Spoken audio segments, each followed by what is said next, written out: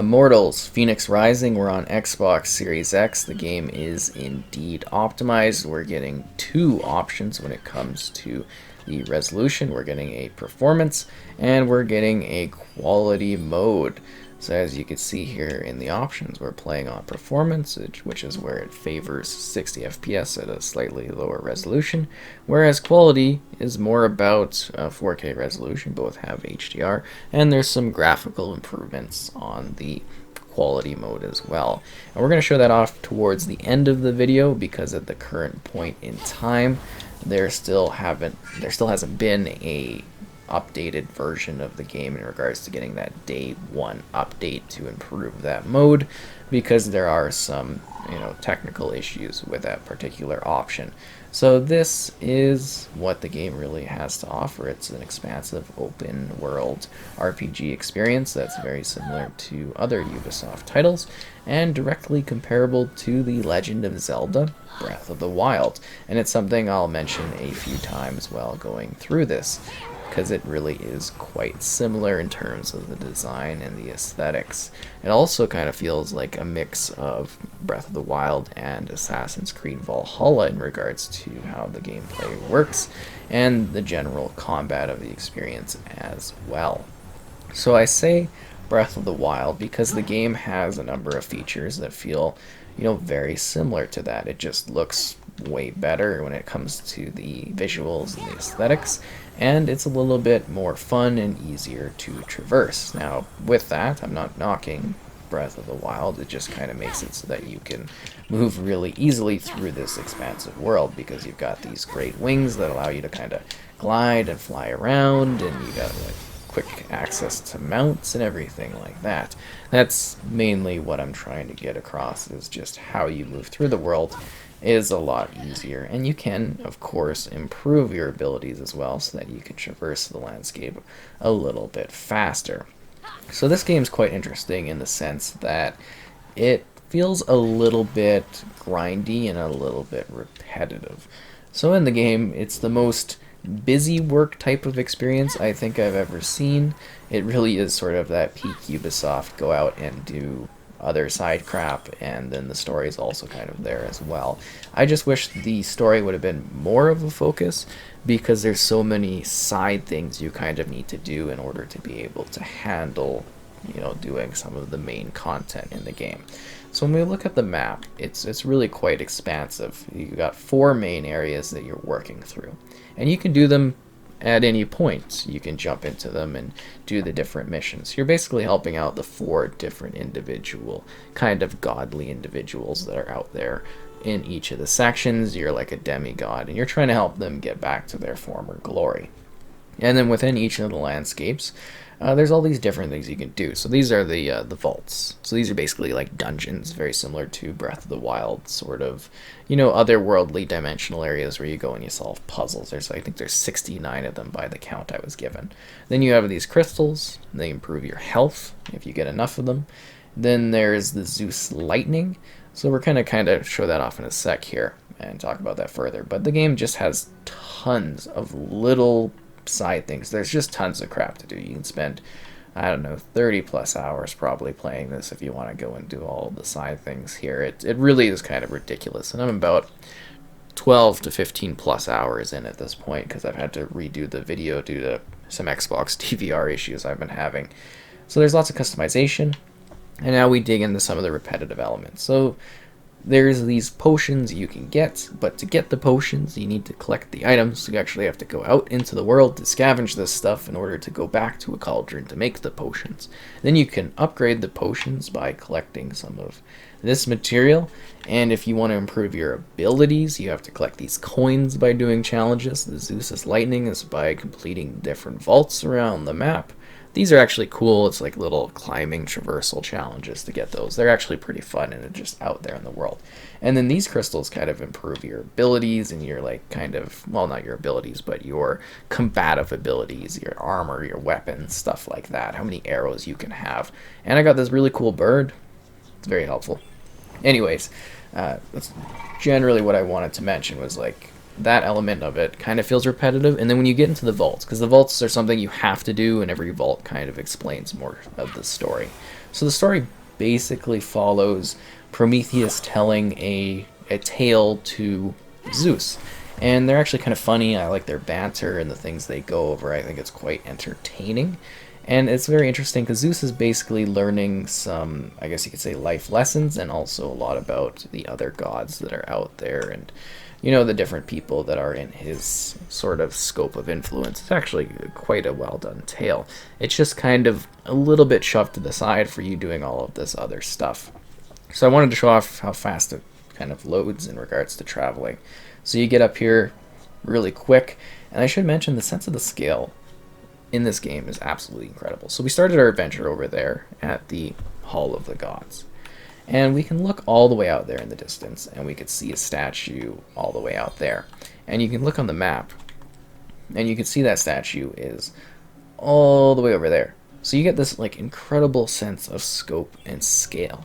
And it reminds me of when I went to E3 a number of years back, and I saw the Breath of the Wild presentation, and the Nintendo rep was like, you see out there, you can go anywhere at any time, whenever you want, and however you want. And that's sort of the design here, is you can go to any of these areas, and you can explore and see what they have to offer.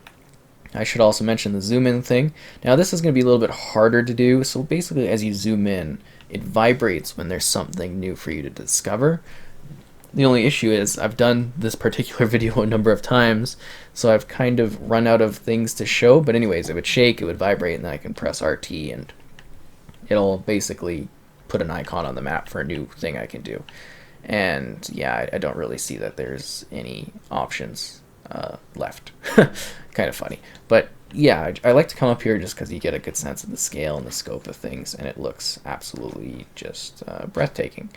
So yeah, like I was saying, the vault challenges are kind of repetitive, and again, everything in the game feels really grindy. Like you get to like a legendary boss thing because you fight like the Hydra and stuff. Actually, I didn't find the Hydra too hard, but you fight like giant minotaurs, and some of the bosses can be challenging to deal with, and you kind of just randomly get to them, and then you have to go out and do other stuff in order to get the necessary like abilities and skills in order to handle those creatures, and it's just kind of like a little bit tiring. And then when you're in the vaults, you have to do really, like, every vault has different sort of challenges. They do keep it fresh in that regard, but there's so many that are based around square movements, like these boxes that you have to move.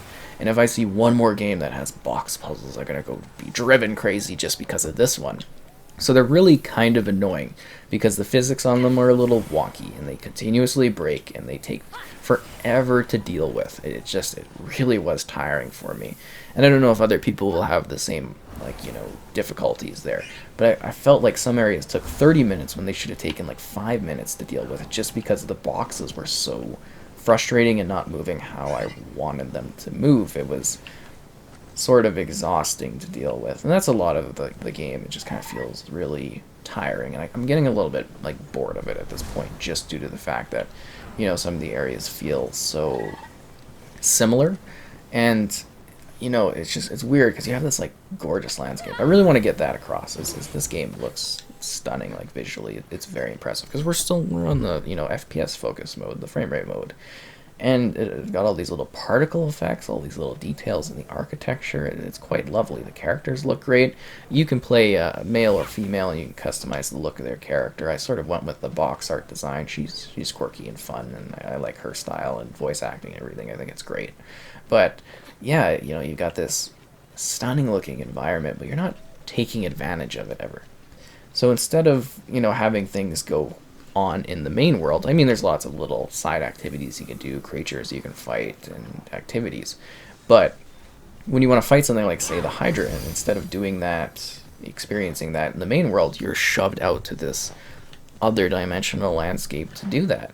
And I think that takes away from allowing you to really experience this world, because you're thrown somewhere else instead of actually battling here. And they took all this time, and there's so much like work in the art and the style and the aesthetic of the environment, and you're kind of always when there's something important going on or story being told, you're not really here. You're thrown somewhere else. And while those areas are lovely and they're very similar and very repetitive in nature, and it just kind of, you get tired of it. That's really what I want to say. But these skyboxes are amazing, and the cycling of the days and everything, kind of nuts.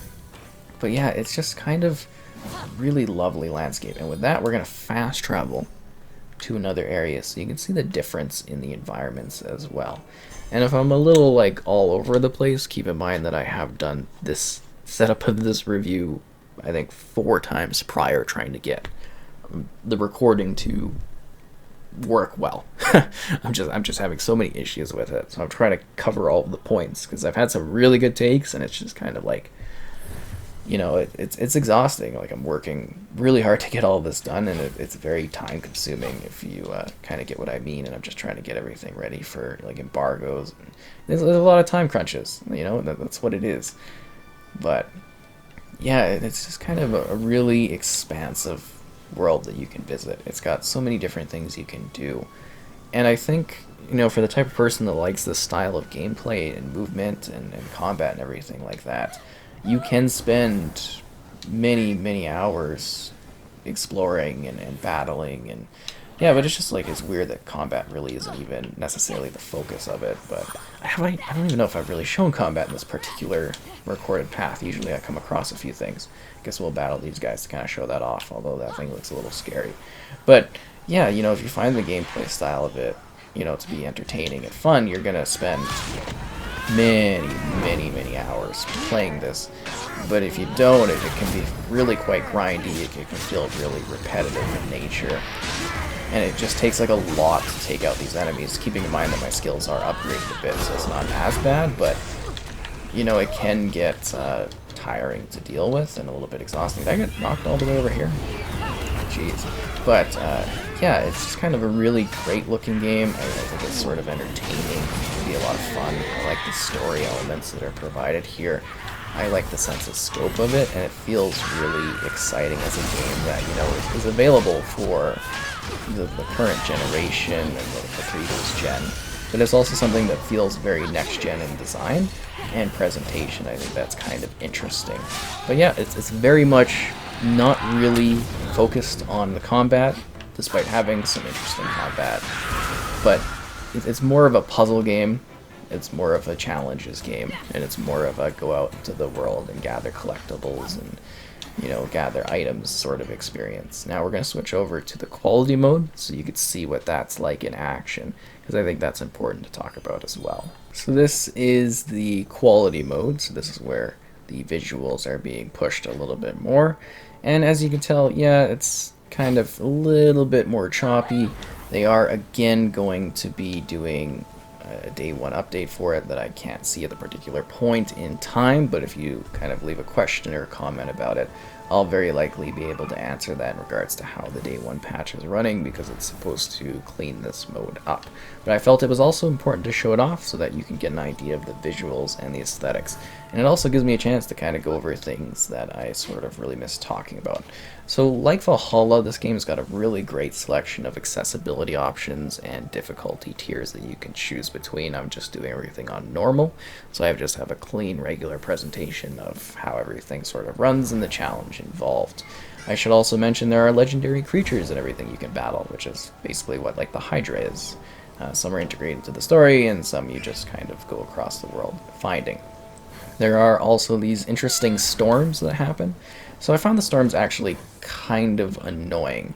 So what they are is sort of like while you're going around, there's these storm events that happen, and the enemies sort of are intense. They come out of nowhere. You got to battle them, or you can run away, which is what I normally do, because they're kind of annoying in the sense that they drain your stamina a little bit more intensely, and they always seem to happen while I'm doing something else, like while I'm specifically working on something.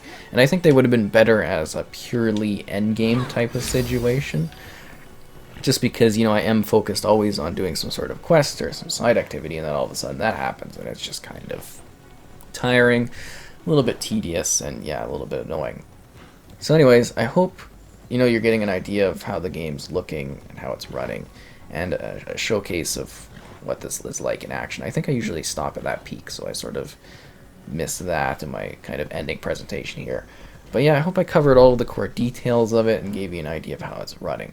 It kind of feels a little grindy. It kind of feels a little repetitive. It's still a really great game. I want to get that across. It's very well done. There's a lot of time and care spent making this feel like an expansive and gorgeous landscape.